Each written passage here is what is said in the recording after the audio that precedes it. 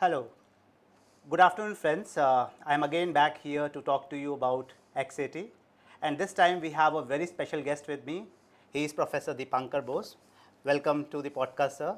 And let me quickly introduce Sir. He is a very important figure at XLRI. When I am saying important, actually I mean it. Why? Because Professor Deepankar Bose was a part of XAT committee when I was not there. And best part is, sir was taking care of a very important section called decision making. And along with decision making, he was also very closely associated with the section which scares everybody, quantitative aptitude and the data interpretation. So we have an authority today to talk about decision making and quantitative aptitude and data interpretation. Along with, he is also known for his verbal and logical reasoning skills. So we will try to understand these sections from the perspective of Professor Bose. His background is, he is actually a fellow from IIM Calcutta, and he has been contributing to XLRI in teaching, research, consulting, and many areas in his best possible ways. And we are very proud of him. And I'm very happy that he accepted my invitation to come to this podcast. Welcome to the podcast, sir. Thank you, Professor Shukla. So, and thank you for to everyone for joining in. And I hope best of luck for everyone. And we can start discussion. Sure, sir. Sure, sir. So what we did was, I will quickly tell you, just before this podcast, our team floated a question, kind of a questionnaire, not a questionnaire exactly, but we reached out to our candidates asking them to share their questions. So lots of students shared their concerns. We have collated their concerns over here, and we would try to understand the concerns from your perspective. When I say we, I mean me and also our candidates who are watching us, right?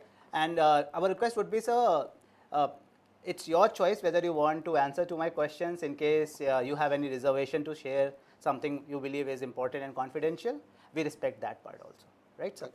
So before we start, sir, one perception which was already always around our test called XAT. This perception was that was considered to be a difficult exam, right? And when you were there, I was not a part of the team, right? And you were contributing to all the three sections. Do you think our team had this orientation that they wanted to make it difficult, or it was just a perception among the candidates? Very good question actually, and very relevant question also. See, when I was part of the team, I have also seen many comments and many places, maybe over the internet, some of my juniors also who appeared for the test, all of them used to say that it is different exam.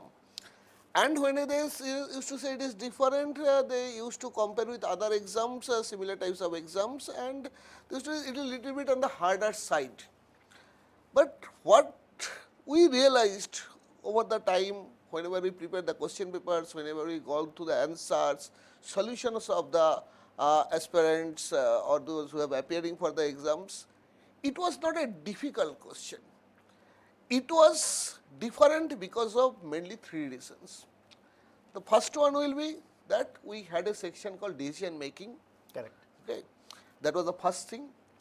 Number two, if you look at our verbal reasoning and analysis part, we have introduced poems which was not there earlier. Correct. Okay, correct. and those many of the questions were sometimes it was in the short form of RC, sometimes it was long form of RC, and taken from multiple areas.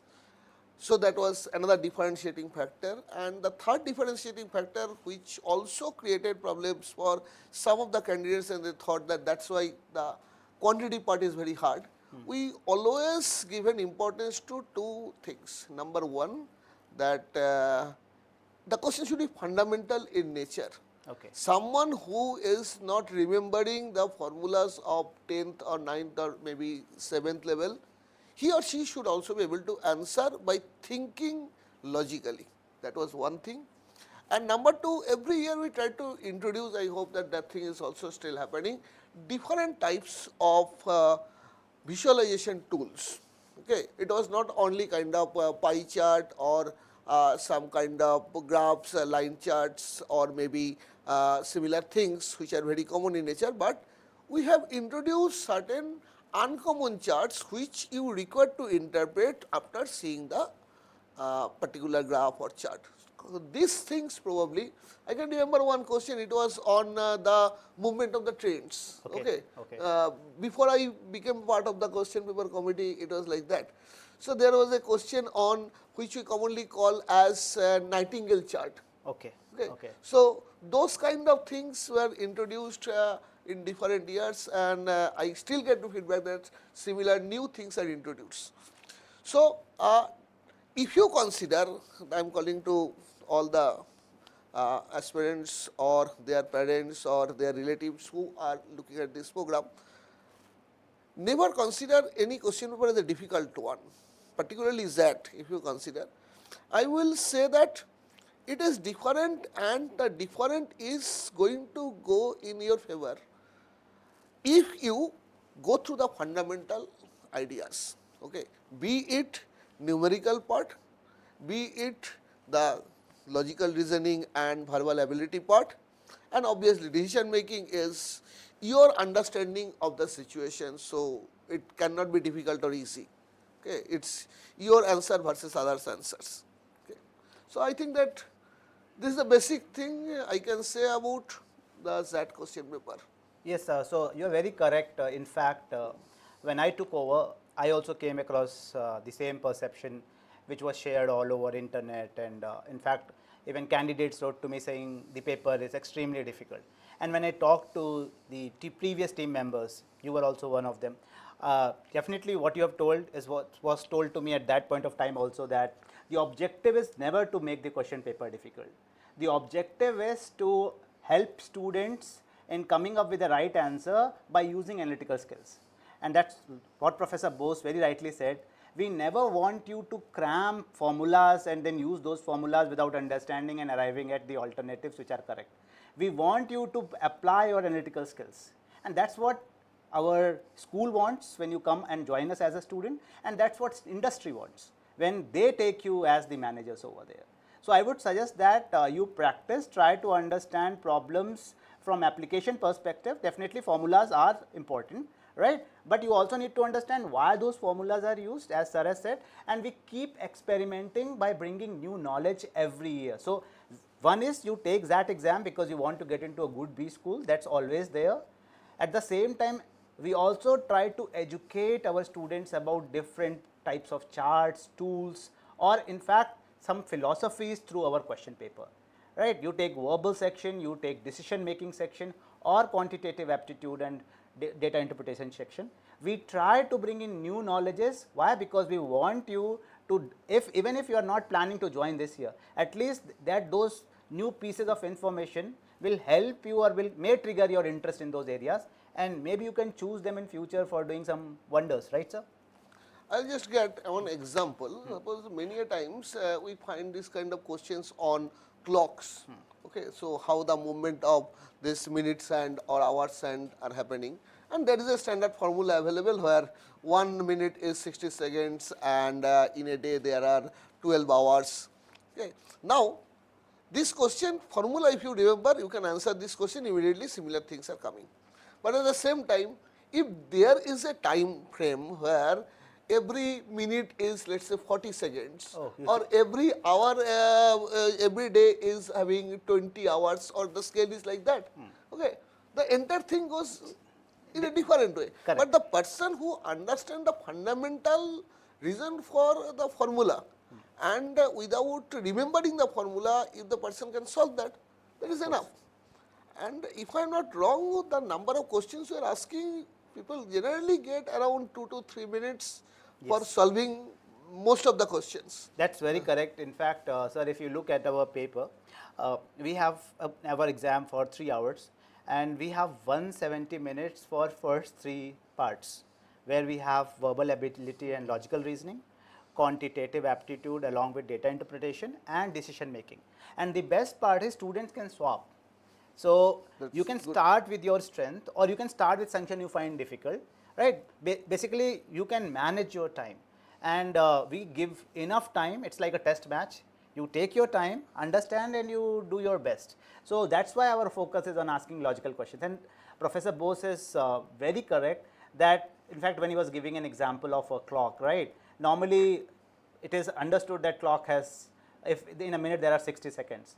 So if the seconds have been changed to 40, you should use your brain, that formula which has been fixed to solve a problem on a clock question with 60 seconds has to be modified to 40 seconds, right sir? That's what you are Or saying. maybe simple arithmetic logic can be applied to Correct. develop the formula for Correct. that and solve it. Correct. So point is, what we are trying to convey here is that you need to use your analytical skills or thinking skills. Even if you don't know the formula, you may be able to arrive at an answer, right sir? Right. Sir, because we have started with the quantitative aptitude itself, right, and you are also a professor and you are known professor for teaching quantitative aptitude, you are already working in operations, productions and decision sciences. If you have to give some tips of handling different parts of quantitative aptitude and data interpretation section, what kind of tips would you like to give? Or if not tips, because mostly we share tips, if you can help them understand what goes into making of questions in quantitative aptitude and data interpretation. I can give my experience and exposure when I was part of the Convenor committee. I assume that the similar things are still happening. So, when you used to prepare the question paper, there were the group members used to give questions. So, there was no one dedicated person who will give that, okay, this person will quantitative question, or this person will give verbal reasoning question, or this group will make decision making question. Everyone can bring any type of question. Right. So, that was not a problem. When we visited the question paper, we used to look into two things. Number one, the person who is not having a science background, whether the person can properly understand the question. I am not saying about answering the question. Correct. I am talking about understand the question within 30 seconds to 1 minute. Okay. That was very, very important. Okay. So, we had people with us who had no exposure in numerical types questions after 10th level, and we cross checked with our question that whether the, after reading, whether the person is correctly interpreting what we intend to inform in the question paper. So just a quick clarification. So what you're trying to say is, when questions were created, they were tested on those who didn't have mathematics background. Exactly, Oh, exactly, nice. exactly. Please, sir. Okay, and they even do not know the formulas also. Oh, nice. Okay. Now, the second part is about solving it. Now, solution always requires little bit of practice, I always say. Right. Okay, and given that this is a competitive exam, very huge number of people are appearing for the exam. So, first and foremost important thing is practice. Okay, practice has no substitute. At least I will say that at the initial level, maybe first 1 or 2 months or 3 months, you do not have to look into the time by which you are solving the problem. It might take 5 minutes, it might take 10 minutes also to solve a particular type of problem. But at a later point of time, when you get to time to go through similar types of questions, I think you share some mock test also. Yes, sir, we keep doing mock tests. Yeah. So, those more you are solving the mock test, by that time you should be ready to identify easier questions which can be solved within maybe 1 minute time. And your approach should be to answer those questions or understand that, okay, I can solve it within 1 minute, and do not have any kind of connection with or mental touch with any question.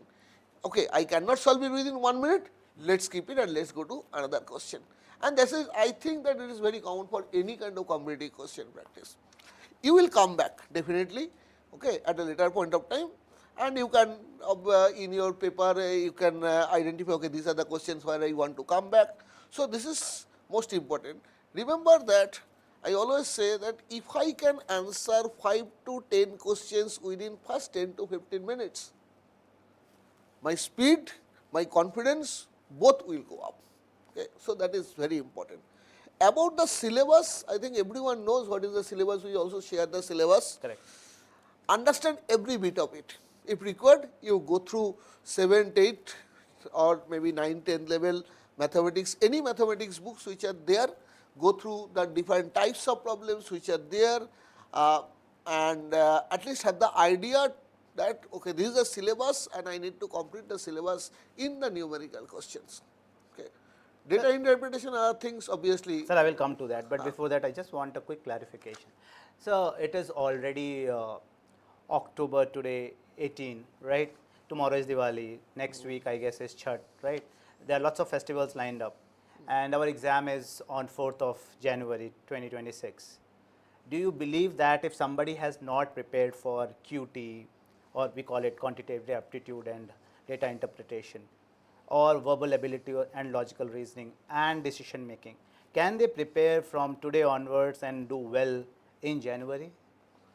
Those who are not having any backlog, they should not have any problem in that. But many of the candidates might have the backlog.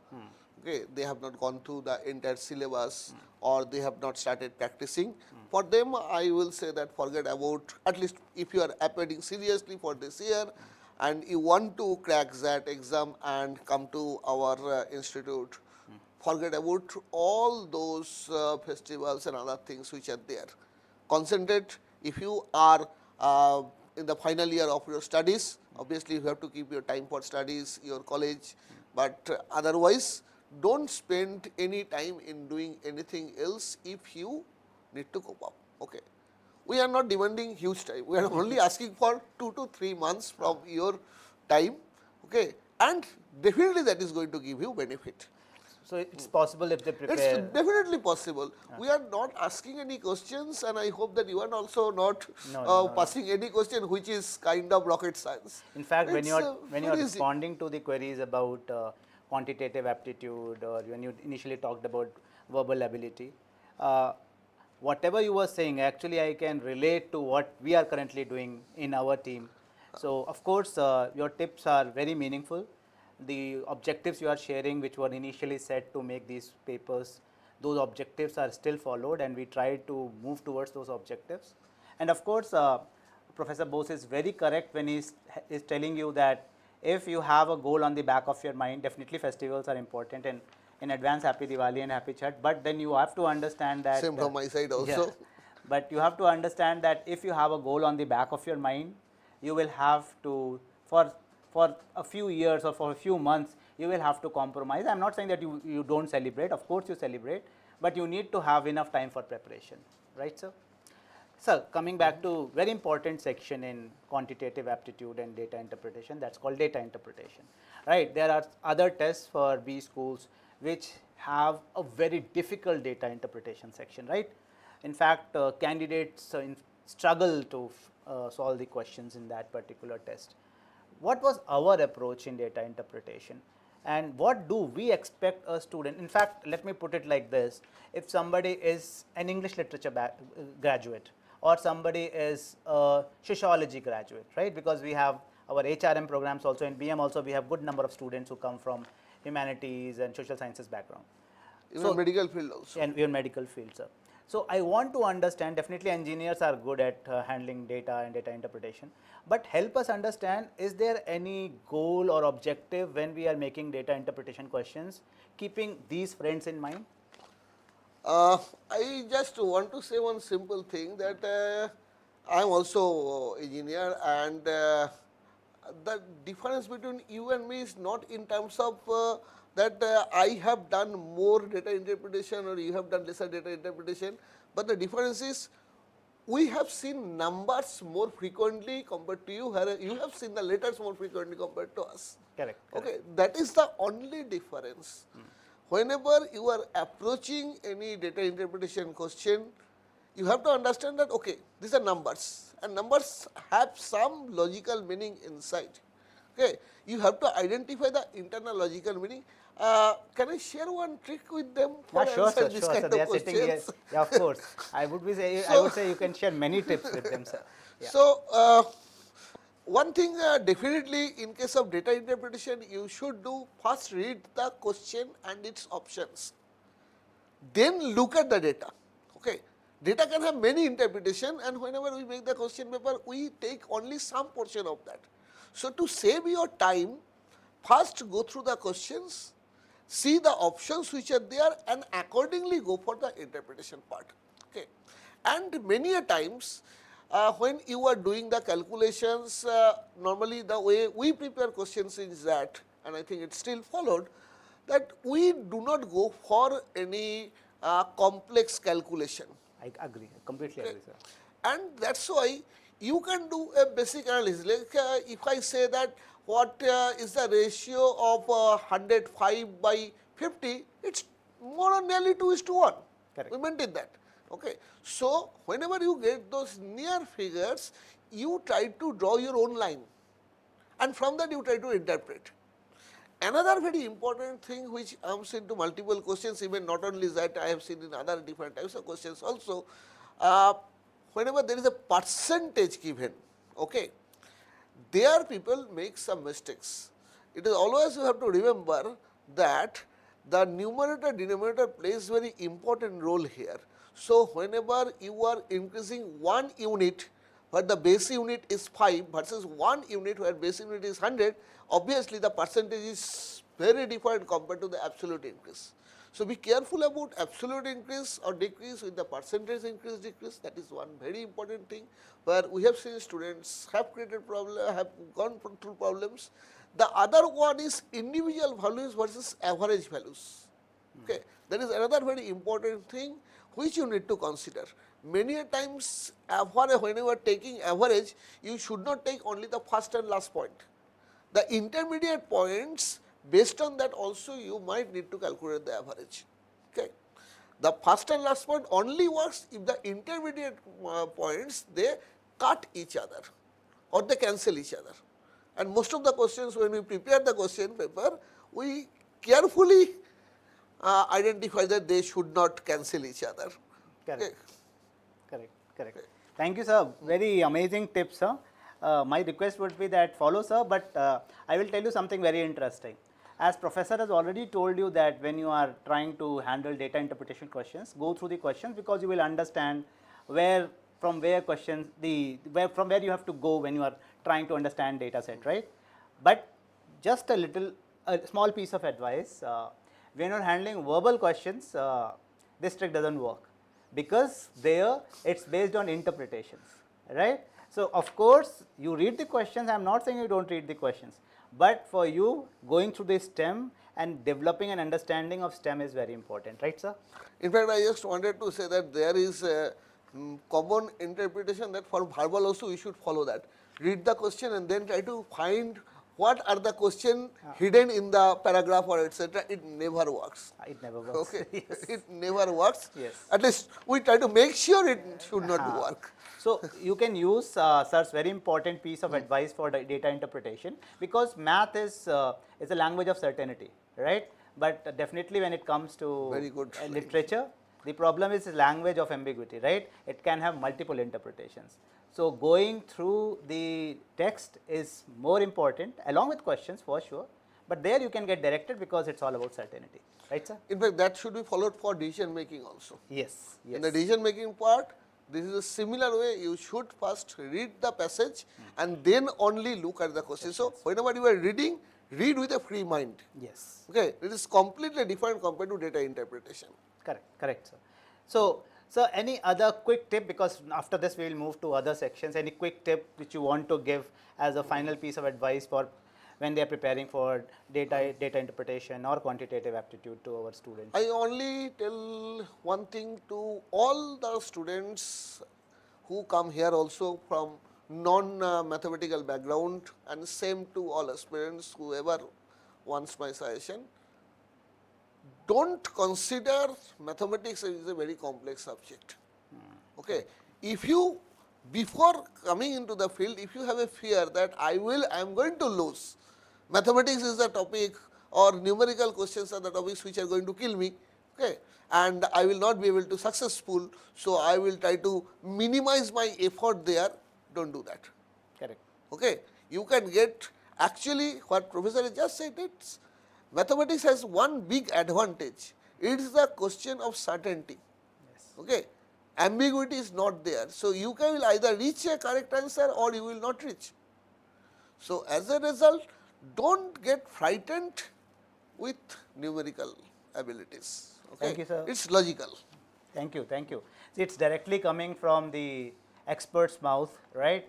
So, suggestion is whether you have mathematics background or you don't have mathematics background. We try to cater to all our candidates in a same way.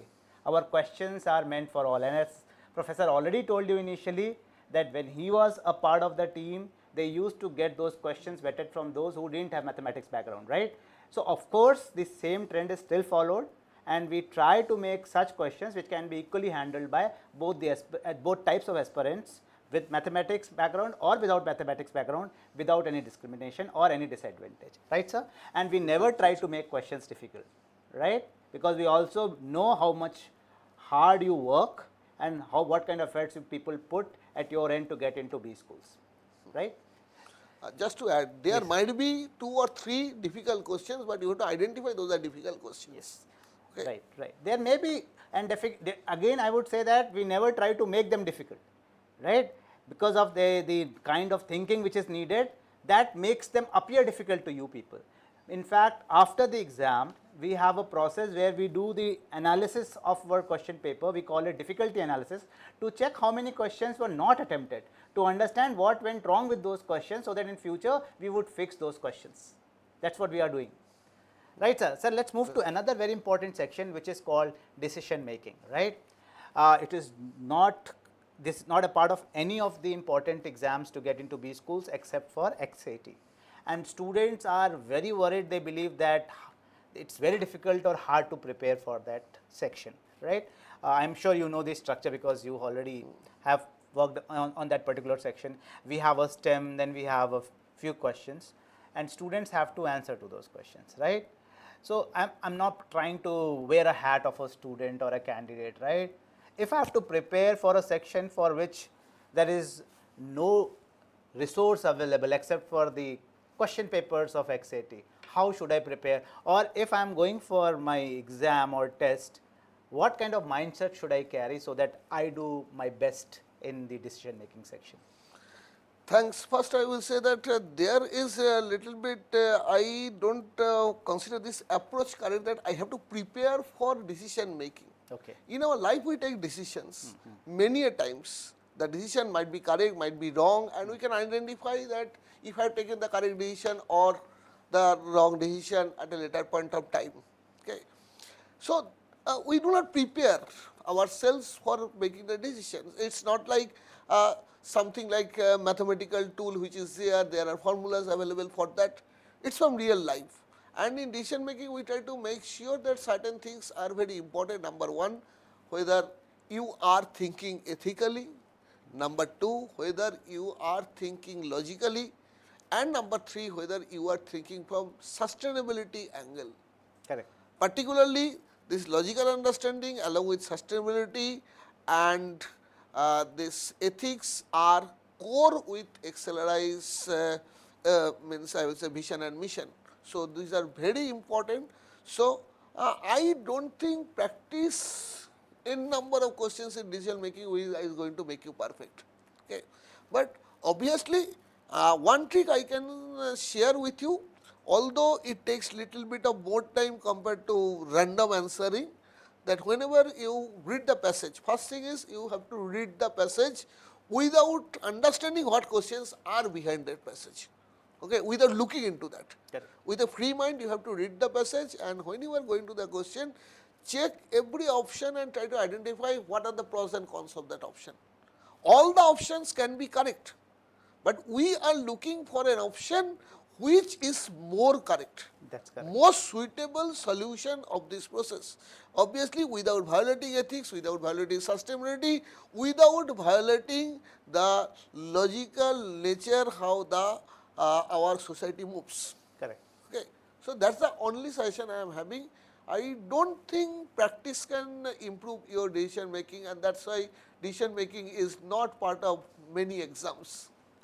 So, Professor is very right when he is saying that you have to use a few lenses. Of course, whatever decision you are choosing, you have to check it or evaluate it on a criterion of ethics.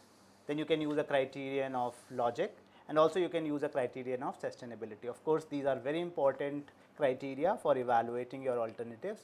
But yes, when it comes to logic, ethics and sustainability are easy. logic is something which you will have to create on the spot, and that's why it's very important to go through the STEM, right? One piece of advice I will add on what professor has told is, whenever you are going through any of the sections of or any of the stems of decision making, try to understand how many stakeholders are involved in that situation, right? Because the stakeholders also are a part of logic building, right? And whatever decision has to be arrived at, how is it going to impact those stakeholders in that context, right? So sometimes there would be an option which would not appear very viable from your perspective because you have seen a similar situation in your office. But keeping the context in mind or keeping the stakeholders involved in mind, you would realize that this answer which I believe is correct may not be applicable to that context, right sir? So, And stakeholders, when I are talking about organizations, stakeholders are not only those who are putting money behind my organization. Stakeholder Yes. can be the employees, stakeholder can be the people who are using my product Correct. or service, and anyone can be stakeholder who is associated with this particular or getting affected by that particular decision, positive or negative way. so just keep in mind that stakeholders also have a very important role to play, and again something which we all know is that don't try to bring the knowledge from outside until it is applicable, right sir? That is very important. Okay, do not make any assumptions which is not present Yes. in the passage. Yes. That is very, very important. Yeah, because you might be solving problems in your own ways, in your offices, in your schools or colleges, or at your home, but you also have to understand that the context which has been created, it is a unique context. Maybe some assumptions may overlap, but not necessarily this new context which you are facing during the test is directly related to what you have done in the past. So it is better to look into the context, as professor already told you. You have to be thorough with it and then try to understand what can be done based on different perspectives, logic, ethics, sustainability, and then try to arrive at an answer. And what professor very rightly said is that in decision making, all the 5 alternatives look correct, right sir? And you have to find the one which stands out. So sir, if we I have just want to add here one thing, that many a times when during my time also, when we discussed about the question paper internally, this type of things happen, that out of these 4 options, one option looks much more concrete compared to other options, but finally we have taken, let us say option A looks more concrete, but we have taken option B because option A requires one particular assumption, what you say, that which is not inside the passage. correct. And if it is not inside the passage, that means that information is not with you. So, you might have ambiguity and you might need to select an ambiguous option compared to a concrete decision. Concrete decision probably you can take if there are additional information revealed with you, which might be happening in your case, maybe in your organization, in your college or in your locality where you are having a concrete decision because you know much better about the situation. But when you cannot do that, for example, what professor has told you, that if you are confined within some of the decisions, then definitely you should not take those concrete decisions which you may decide in real life. Okay? Correct, sir. So what professor is trying to say is that I am giving you my perspective that there can be a perfect answer given in the alternatives, but that particular perfect answer may not be applicable to the context. So you will have to settle with a suboptimal answer because that's what situation demands, right, sir? And the information is provided to you. Yes. So you have to majorly rely on what is there in the context given or a STEM given. Don't try to bring perfect answers because those perfect answers may be perfect in a different context. But in this context, they are not perfect. So for this context, what is perfect will be based on what is there in the passage. Right, sir?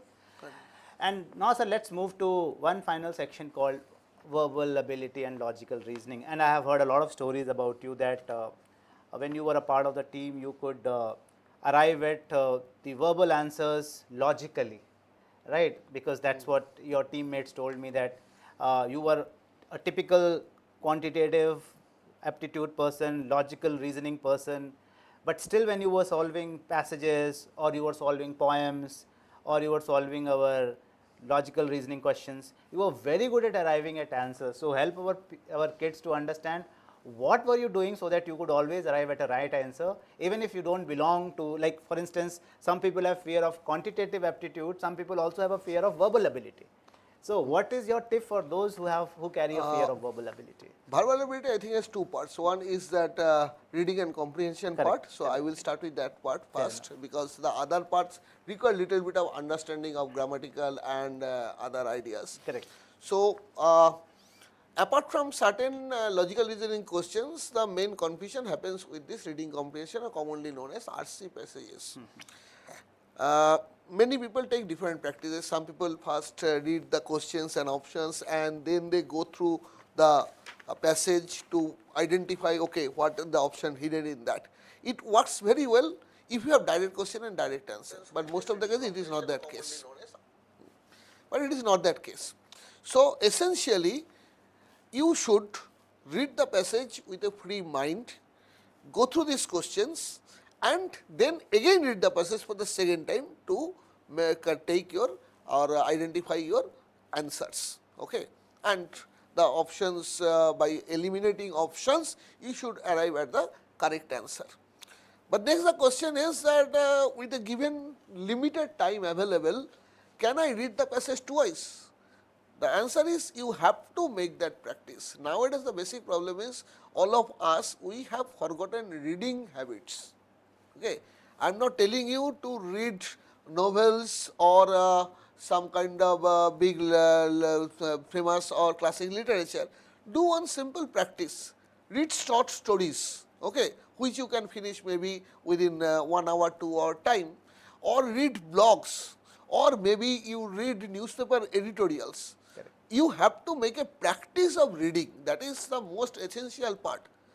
Now earlier the question was in pen and paper, it was much easier because you could underline certain points, take notes on that. Now you cannot do that. So whatever you need to do, you have to read the passage and you have to read it quickly. So start practicing. If you are not having good practice about reading the passages, you don't have to go through the classic books or etc. or novels. You can simply start reading different blogs, different newspaper editorials, or maybe some short stories. Okay, and it is not, again, it is not essential to read short stories from classic literature. You can read today's poems also, okay, today's literature also. There is no problem with that. But have a practice of reading. At least make a practice. Those who are having fear in this section, make a practice of reading at least 1 hour, okay, and not in mobile, but in front of computer, okay, because it is computer based exam. So before we move on, I guess some candidates are thinking that this is a pre-recorded session. So then that means we have to take some questions. So there is some discussion going on. We are going section wise. So there is somebody who has asked in this comment section saying, this is a good question because I believe it will help everybody here.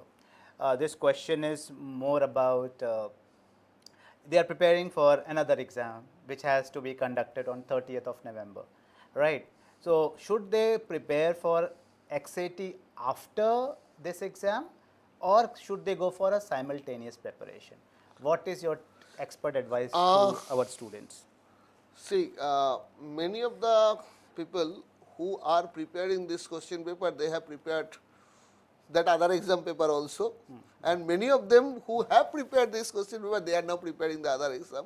So apart from little bit differences in terms of verbal section or maybe more non formula based questions in numerical parts and decision making, there is no difference between these two sections. Okay, identify yourself that where you are lacking. Three things are important for both the exams. Number one, going through the entire syllabus of the numerical analysis, understanding and reading data interpretation, that is one part. Make yourself strong or increase your strength in grammar, okay, that is the second part. And the third part will be, I will say, have a practice of reading. This will help you in both the exams. Okay.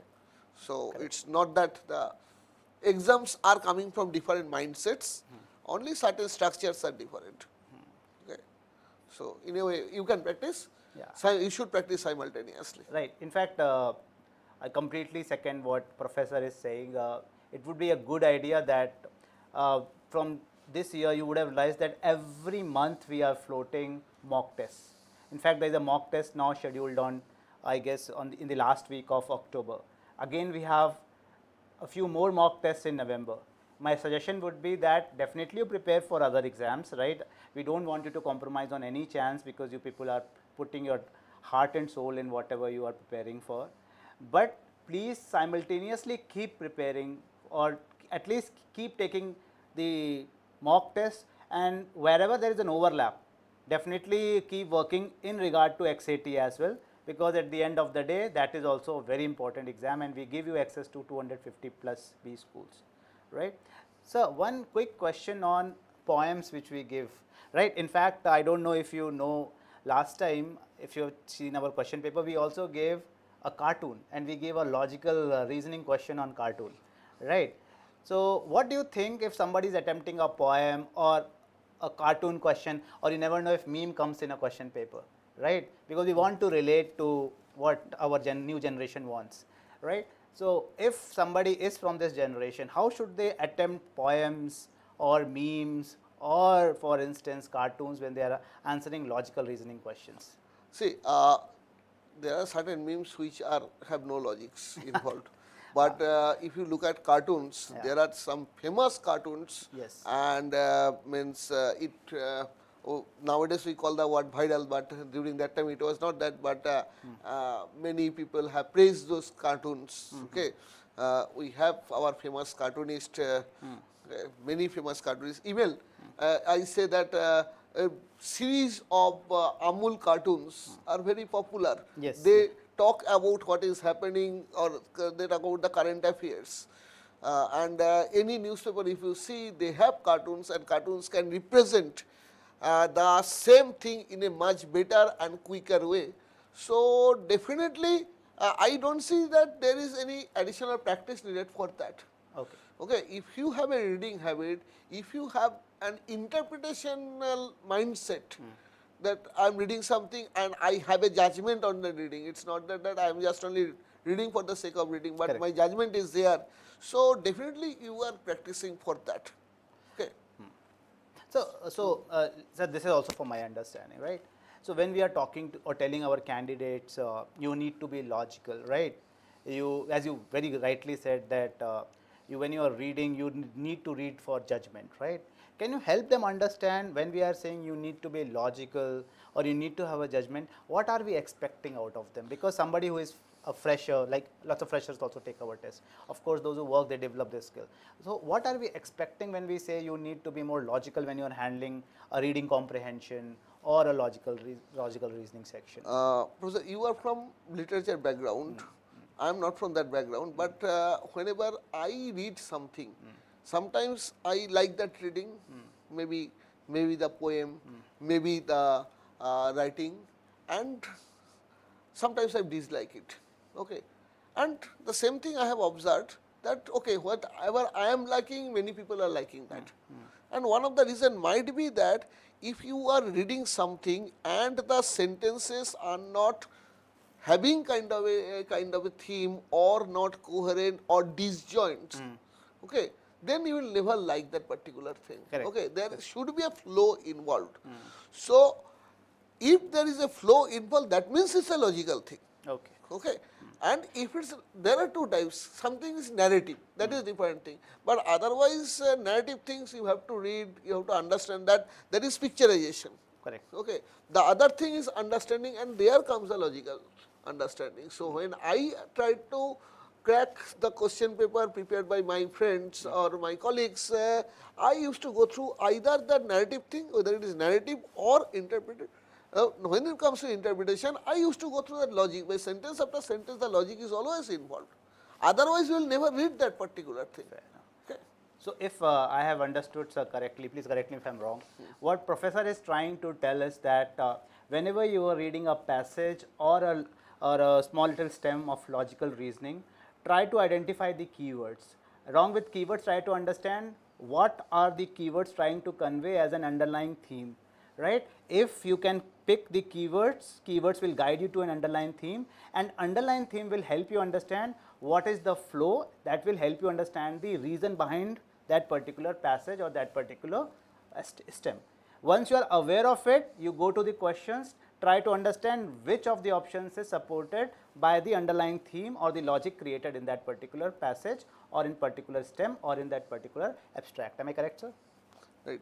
The other thing, it's you may say it's kind of trick also. When anyone prepares any question on this kind of things, maybe that reading comprehension, the person always thinks that, okay, how can I prepare a question from that?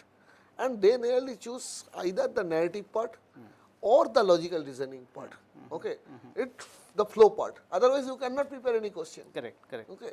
So, definitely those two things are very important, and keywords definitely will help you.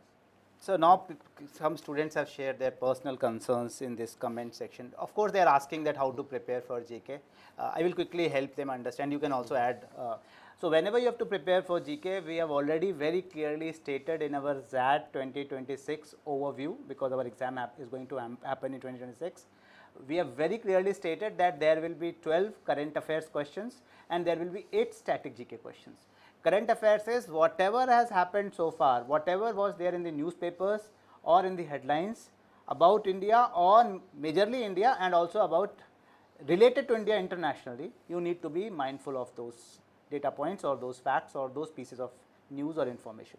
At the same time, when it comes to static GK, whatever has been asked in the previous years, we try to align our questions around those lines. Of course, something which is very important and you belong to this nation, you need to know, definitely those questions can come up, right? But that can come along. It's not that you have to have a particular way or a strategy to prepare for GK. If you have kept your ears and eyes open for last 3, 4, 5, 6 months, of course, the current affairs has already been taken care of, right? For static GK, whatever is relevant, important, you believe, which you need to know as an Indian citizen, right, or as an international citizen, of course, that is going to come into the static GK, right?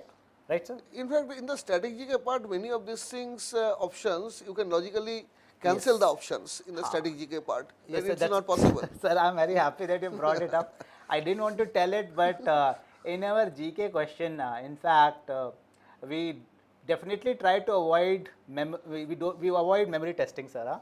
We, even if you don't know the answer, for instance, there is a question about a particular information. Even if you don't know that information and you know about other pieces of information which are there as options, you can arrive at a correct answer, right, sir? Most of the cases, sometimes it might be different. Certain things you must know. Like if you are Indian citizen, you must know in which year India got independence, Yes, of course. or what are the colors of our national National flag. flag. Okay, so those things you should not identify it logically. Or for instance, who went of late from India to the International Space Center, you need to know those things, right? Those things are very important. Yeah, that's Okay. As an Indian citizen or as a global citizen also, certain things Yes. you should know. Of course. Just one thing I want to hear, because this question came to me multiple times, Yes, sir. that should I read business related news only or any news? I think you can clarify on that. So we don't stick to any specific topic, sir, right? For a simple reason, we want to keep the information simple, and we want to target only those types of those pieces of information which are relevant to the candidate. If we get into business, it becomes a new niche area, and ultimately, gradually, the level will change, our expectations will change. So we have kept it open. And mostly we have realized that if we try to pick those data points or facts which are circulating around in last 3 or 4 months, we give students do well. So that's what we try to do. So that means, what I can understand, that they did not go through reading all those business newspapers every morning. That is not required. They are reading newspapers, as I have already advised, to improve on their comprehension skills. They can actually easily handle general knowledge section. So actually, we don't call it general knowledge, we call it general awareness. That is the main thing. Yes. Okay. Yes. So now let's come to, sir, students are trying to understand if, for instance, they want to come to XLRI, right? Students are saying, if we have not done very well, our scores are on a lower side in our 10th, 12th graduation, right? or for in the current times? Was there any focus on these things, or were you trying to look at the student holistically over looking at our candidates in silos? I think that a person who has not performed well earlier also because of the nature of the questions, the study pattern, everything, okay, earlier, that person can also do very good in this exam, and after coming to XLRI can become a very well known student and well known alumni for which we may become proud at a future time. So it's not that someone needs to be having very good grades, very good marks, but the important thing is the person must have inquisitive mindset and the keenness to learn. That is the more important thing, I will say, compared to marks. Now most of the cases it happens that if you are keen to learn, your marks also improve. Yes, Okay, yes. but there can be certain deviations on that also. Okay, but fundamentally you need to have a good strength, you need to understand certain things, even if your marks did not reflect that, but in the exam you should bring all your understanding of the fundamental things. Okay, that is more important. So, as sir rightly said, and even when I am chairing over the office, our goal is never to go for profiles which look amazing, right? Because that's also a bias. We try to understand our candidates through different lenses using different parameters. That is one of the parameters. When you come for our GDPI round, where we also make you write, we call it VAT, right? We try to understand you through GDPI and then other dimensions. So this, if you talk about XLRI, and I'm not talking as the admissions chair of XLRI because that's also the cap I wear, we keep in mind that students should be holistically sound. We want a good candidate in our classroom who can also handle what we teach, right sir? At the same time, who should also be good for industry. It's not that we only focus on somebody who has done very well in academics but is not that street smart to handle what happens in business. Or maybe not as a team person, can work as a team person. Correct. So as sir is very rightly saying that we also look forward to how you behave as an individual. And when we have group discussion round, when you appear for GDPI, we try to check this as an important dimension, that are you comfortable with others, or you are a person who believes that what you say is correct, right? So I guess that also makes a difference. And one thing I want to add, probably many wrong information about our interview goes in from different sources. Before coming to interview, you should go through your fundamental knowledges. If you are an engineering student, go through the engineering courses, whatever was taught to you. If you are a literature student, go through the subjects which were taught to you during your graduation time, or if you have done post graduation, the same thing is applicable to commerce or maybe economics or other courses. Okay. So that is very, very important that you should brush up your knowledge after you get success. Those who will, I expect that most of you will get success, and if you are appearing for the interview, before the interview you should go through your subjects, because you might show a low marks somewhere someplace, but at least your keenness to learning should be reflected in the interview. That is very, very important. I completely agree, Professor.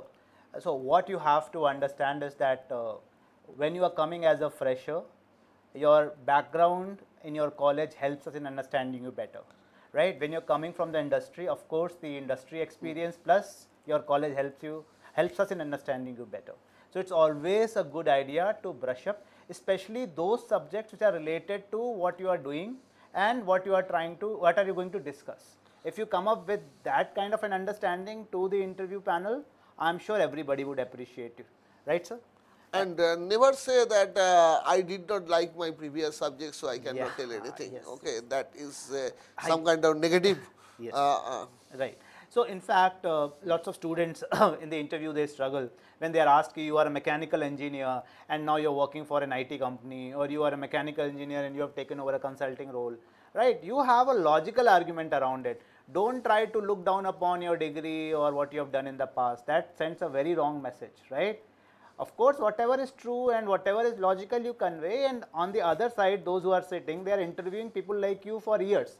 So they also know this is happening in the industry. They want to understand, do you have a reason behind it? If you can produce the right reason, there is nothing wrong in sharing what is honest, right, sir?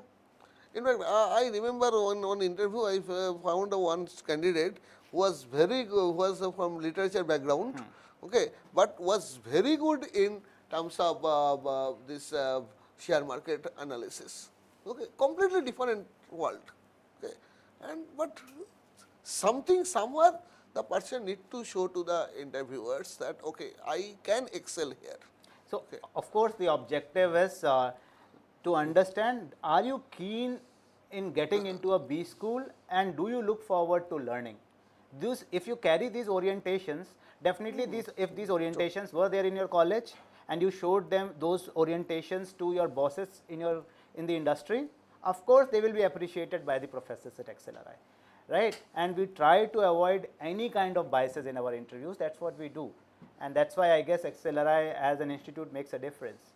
But not only XLRI, our associate B schools which come under XAT, they are also trying to do their best. My request would be that whatever you have kept in mind as a college or as a goal after college, definitely that will be one of the important, I would say, a route to help you achieve what you have targeted. Right, sir? So I guess so we have come to the closure of this podcast. Thank you very much for joining. If you have any parting remarks to be made to our candidates, please do make. At present, I don't have any remarks, but the first thing where we started, I want to reiterate once again, it's not a difficult exam. Thank you, sir. Yeah. So that is very, very important. So it's another exam where you are being judged based on certain capabilities and you know everything. Okay, the only thing is that at the exam hall during this time you have to deliver this to your maximum capability. Right. Okay, and with this I think that I want to also share best of luck to all of you, not only for this exam but whatever other exams or other competitive exam you are appearing for, and for your future whatever you want to do. Thank Okay, you. Thank for you. everything. Thank you, Professor Bose.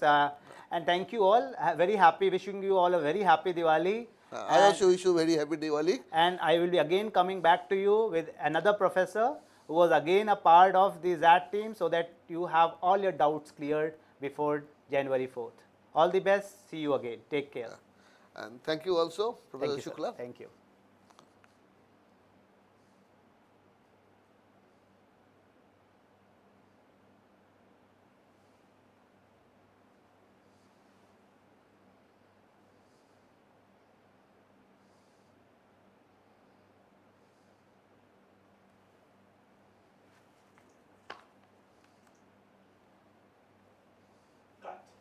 Thank you.